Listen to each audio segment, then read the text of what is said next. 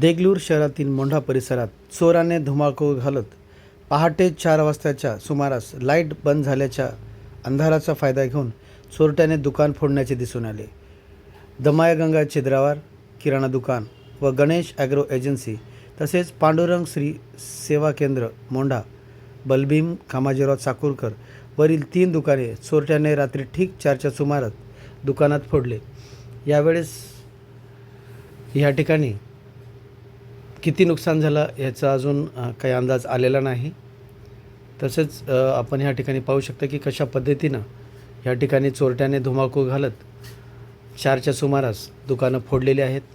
हा आहे मोंढा परिसर. कशा पद्धतीनं या ठिकाणी पहा की शटर जे आहेत त्यांनी उचकून या ठिकाणी चोरी केलेली आहे. हे पहा, हा सुद्धा जो आहे शॉप ह्या ठिकाणी सुद्धा त्या ठिकाणी चोरी त्यांनी केलेली आहे.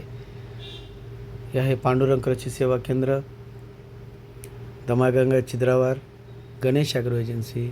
या ठिकाणी चोरट्यांनी अक्षरशः धुमाकूळ घालत चोरी केलेली आहे.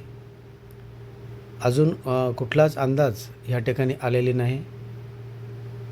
या ठिकाणी पाहण्याची लोकांची एकच गर्दी उडालेली आहे.